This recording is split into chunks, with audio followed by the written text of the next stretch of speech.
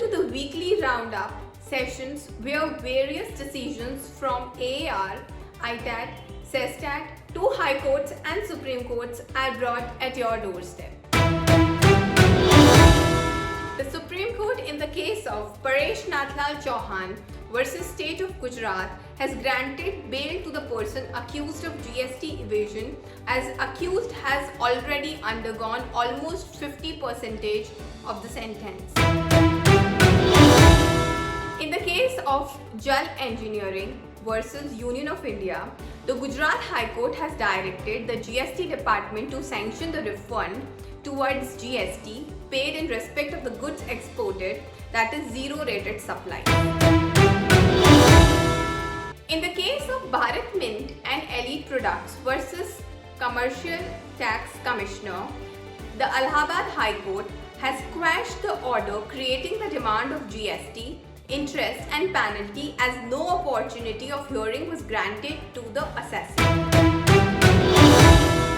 In case of Dananjay Singh versus Union of India, the Rajasthan High Court has granted bail to the accused of creating the fake firms and claiming the wrongful input tax credit worth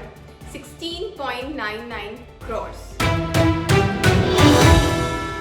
The Delhi High Court in the case of Shakti ship magnates versus Assistant Commissioner has quashed the show cause notice, as GST registration cannot be suspended for more than 2 months without stating any reason. In the case of Balkrishna Industries versus Union of India, the Rajasthan High Court has held that the assessee cannot encash Canvit credit without following the procedure for making application and inviting scrutiny. The Karnataka High Court in the case of Taghar Vasudeva Ambrish versus Appellate Authority of Advance Ruling held that the owners of building can claim the GST exemption if residential premises leased out are used as hostels to house students and working professionals. The Kerala High Court in the case of National Radio Electronic Corporation versus State Tax Officer directed the State Tax Officer to withhold the invocation of bank guarantee to enable the taxpayer to pursue the appellate remedy.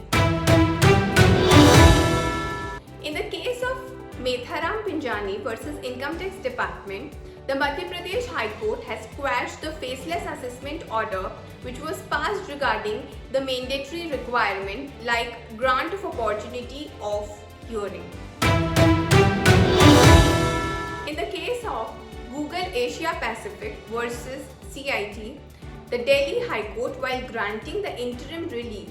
to the Google subsidiary, allowed the payment worth rupees 1,106.41 crores from Google Cloud after withholding 8% of the income tax. The Rajasthan High Court in the case of CIT versus Ramdoot Prasad Sewa Samiti has ruled that mere transaction of sale purchase between two related persons is not covered under the expression diversion of income. Thank you for watching the video and stay tuned for the like content.